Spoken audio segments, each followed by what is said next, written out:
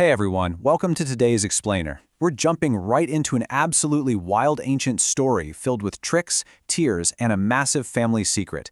We're talking about Genesis chapter 27. And let me tell you, the family drama here is literally movie-level intense.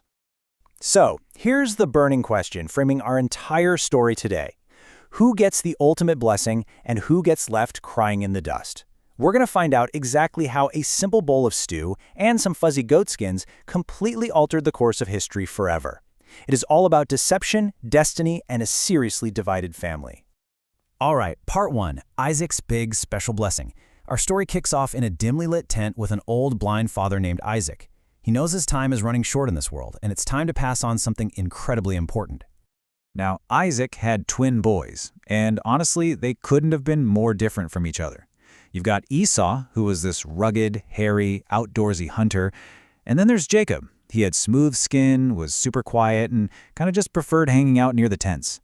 Two brothers on totally opposite paths.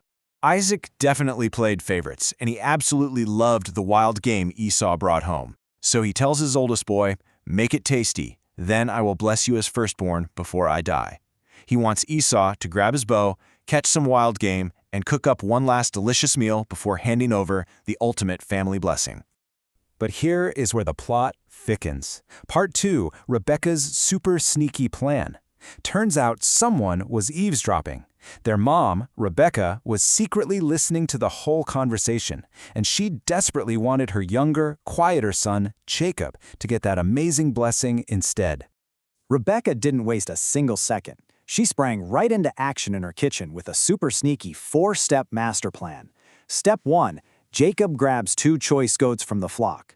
Step 2, Mom cooks them up perfectly. Step 3, Jacob puts on Esau's absolute best clothes. And the wildest part? Step 4, Jacob literally ties fuzzy goatskins onto his smooth hands and neck. And Jacob is absolutely terrified about this. He tells his mom, "Suppose my father touches me. He'll know I'm trying to trick him, and I'll bring a curse on myself, not a blessing." He knows Esau is hairy and he's smooth.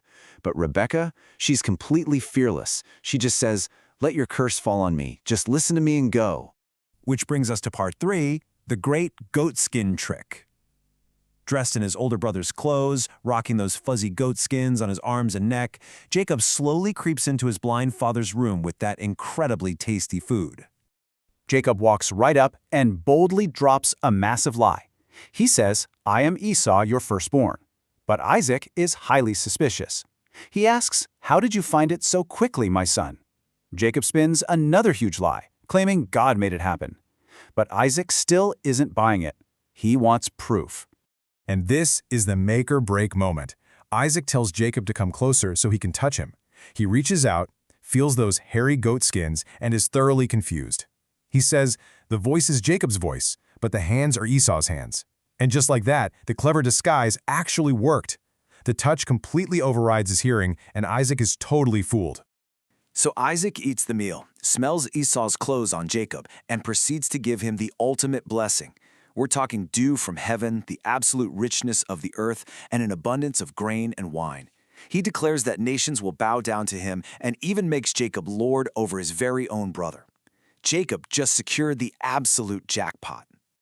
But hey, that victory is incredibly short-lived. Part 4, Esau returns and tears fall. Literally, just as Jacob sneaks out of the tent, the real Esau proudly marches right in. He's got his own tasty meal ready, completely unaware of what just went down and fully expecting his grand prize. When Esau says, "Let my father get up and eat so that you may give me your blessing," Isaac goes into absolute shock. He starts trembling uncontrollably and stammers out, "Then who was it that took game and brought it to me? I ate it all, and I gave my blessing to him." The horrifying reality just crashes down on them. The blessing is permanently gone. Esau hears this and just bursts into loud, bitter sobbing. He cries out, "Father, bless me too." He begs and pleads, but Isaac has to deliver the hardest truth. He says, "Your brother came deceitfully and took away your blessing."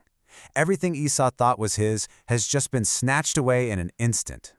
The contrast in their fates now is just unbelievable. Jacob walks away as a ruler, promised the rich earth, but Esau's leftover blessing, it is harsh. Isaac tells him he will live by the sword and serve his brother, though eventually he will break loose and shake the yoke off his neck. It's a truly devastating division for the family. Understandably, Esau is furious.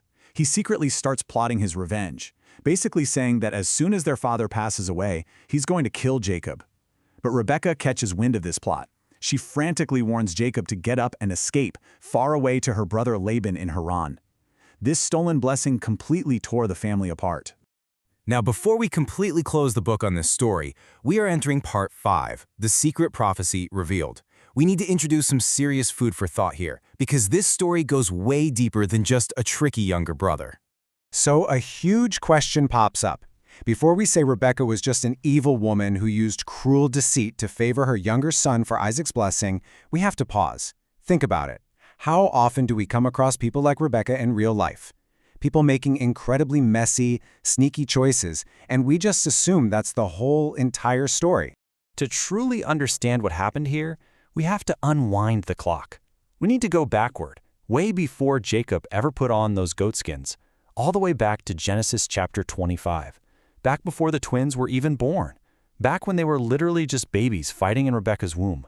The key to this whole puzzle is right here. In Genesis chapter 25, verse 23, God specifically told Rebekah a secret prophecy. He said, "There are 2 nations in your womb. From birth, they will be 2 rival peoples. One of these peoples will be stronger than the other, and the older will serve the younger." God had actually already chosen Jacob from the very beginning. So, what's the ultimate moral of this wildly energetic story? It reminds us that real life is exceptionally messy. The sneaky trick with the goatskins? Yeah, definitely messy. But this story beautifully proves that human actions, even the deeply flawed, deceitful ones we see in our everyday lives, somehow end up weaving perfectly into a much bigger, preordained plan that was set in motion long before we even realize it. Like, share, and subscribe.